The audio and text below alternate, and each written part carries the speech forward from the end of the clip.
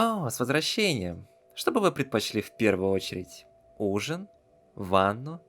Или, может быть, новенький видос?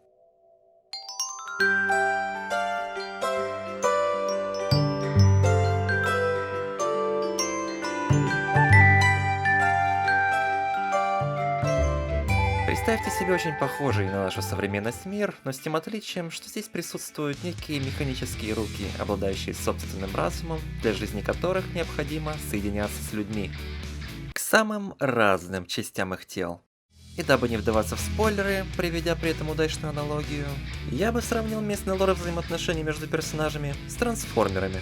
Просто вместо полноценных роботов мы имеем дело с разумными киберимплантами.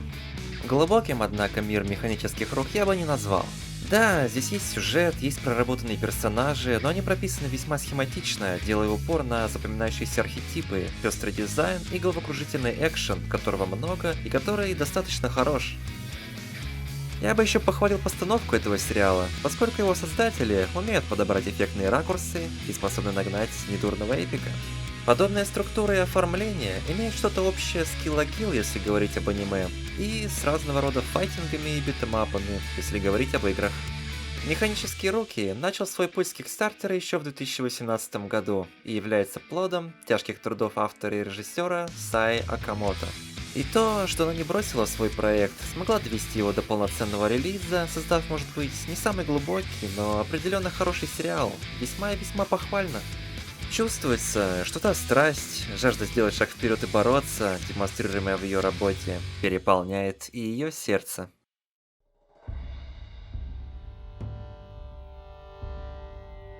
Йоко из Сенгоку начинается с малого, с троицы, посвятившей себя перевоспитанию бандитов и решению проблем с духами, живущими возле людей.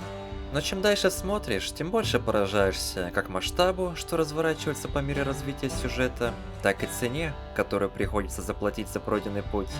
Ведь благими делами вымощена дорога в ад, а союзники порой бывают пострашнее самых могущественных врагов. Вообще, судьба героев, их стремления, желания и результат, которого они добиваются, это, пожалуй, самая сильная сторона Йоко из Сенгоку. За 35 эпизодов проходит не один десяток лет, и то, как за пролетевшее время меняются персонажи, к чему приводит неоднозначность решений, это действительно интересно. Вот если бы только данную экранизацию чуточку подкрутить в некоторых аспектах сюжета и вдавить газку по Сакуге, то, как по мне, из Йоко из Сенгоку можно было слепить новый Гуррен Лаганн. Вот настолько перспективно смотрится история. Тем не менее, недостатков она избежать не смогла. Мне не особо понравились антагонисты в арке 1000 демонов хаоса, ибо противостояние с ними частенько походит на филлер, призванный оттянуть долгожданную развязку на потом. Но даже в таком виде, Йоко из Сенгоку имеет достаточно много положительных сторон и весьма удачных эпизодов. И особенно хороша идейная зеркальность первой и второй арки сериала.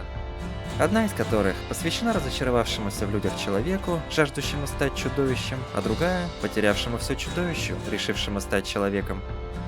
Я уж молчу про местных богов, весьма цепляющие как дизайн, так и характеры.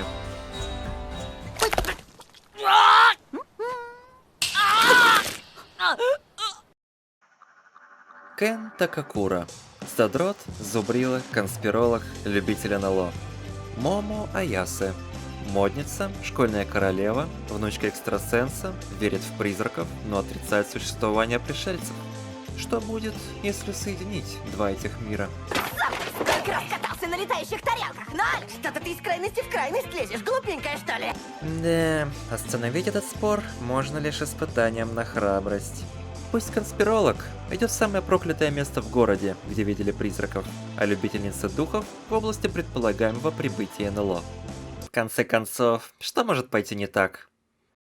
Похоже, студия Сенсару постепенно перебирается с эстетического аниме для узкого круга ценителей на дорогу сюненов и блокбастеров. И заход оказался достойный. Дан-да-дан создает впечатление истории о сочетании несочетаемого, в которой одновременное существование призраков и инопланетян будто бы отражает внезапно образовавшиеся узы между скромным тихоней и вспыльчивой красоткой, что порождает чуть ли не самую удивительную экранную химию сезона. Каждый здесь находится на своем месте и прекрасно дополняет другого, будь это хоть повседневность, хоть экшен. Который здесь, кстати говоря, весьма достойный. Он по-хорошему безумен, изобретателен и не боится срамного фан-сервиса, делая происходящее идеальным подростковым развлечением, от которого сложно оторвать глаз.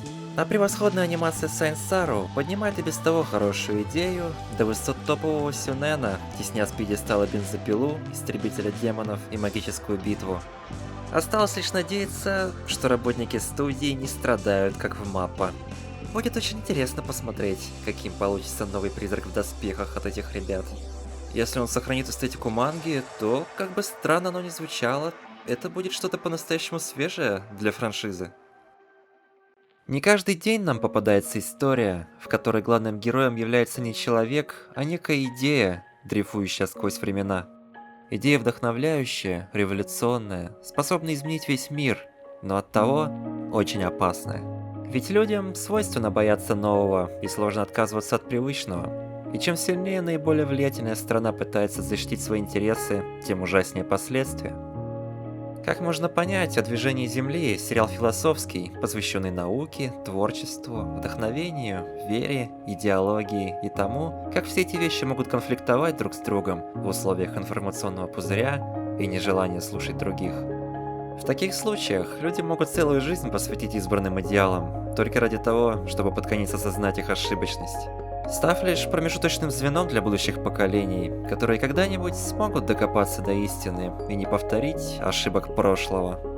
И особенно интересно здесь наблюдать за тем, как та самая революционная идея продолжает жить, независимо от попыток ее уничтожить, всплывая тут и там из запрятанных научных записей и художественной литературы.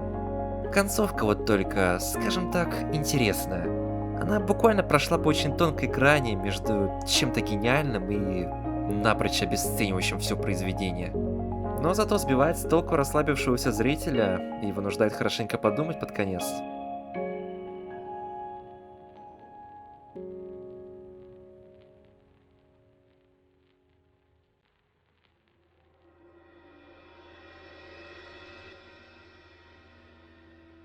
Величественный магнум-опус от мэтра японского ужаса Дзюнзи Ито.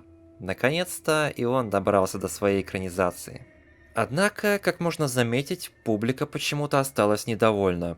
Неужели знаменитое проклятие переноса на экран творения данного автора снова активировалось?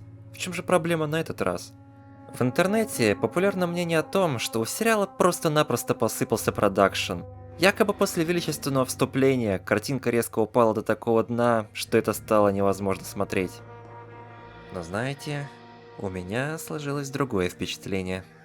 Да, со второго эпизода анимация и правда стала скромнее, но проблема здесь вовсе не в графике. Потому что независимо от того, насколько сильно упало качество постановки, аниме все еще выглядит приемлемо, движения героев не превращаются в пару статичных кадров с шевелящимися ртами, а детализация их дизайна продолжает пестрить обилием линий и штриховки. Пожалуй, единственным по-настоящему плохо нарисованным моментом является только вот эта пробежка по пляжу. И еще вот это падение. Если же говорить о реальных проблемах спирали, то первая из них кроется в темпе повествования. Я не читал мангу, поэтому не знаю, насколько точно она была экранизирована и насколько много сцен из нее вырезано. Но укладывать такую историю в 4 эпизода – это катастрофическая ошибка, над которой не спасла бы даже лучшая постановка на свете.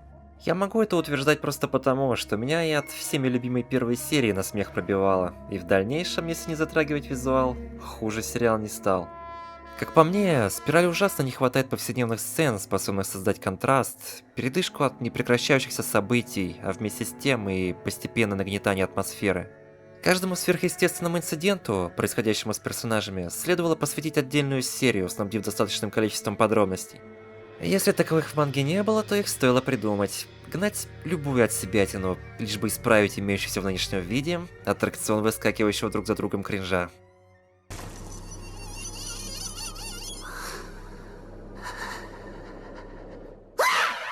Вторая проблема – это непосредственно идеи самого Дзюнзи Ито, потому что, история о оживших волосах, чуваки, которые оседлали вихри и весело катаются по городу, противостояние в формате «Кто кого сдует ветром». После этого мне серьезно захотелось заглянуть в первоисточник, потому что я отказываюсь верить в то, что подобный бред может выглядеть вменяемо вообще хоть в каком-то медиа. Для хорошей экранизации «Спираль» явно надо знатно переработать. Если в распоряжении было только 4 эпизода, то и экранизировать следовало только 4-5 историй. Взять самое лучшее и уделить этому наибольшее внимание, вырезав сомнительное под ноль. Все равно происходящее на экране представляет собой сборник несвязанных друг с другом рассказов, которые были объединены общим лором. От их перестановки или удаления хуже бы не стало.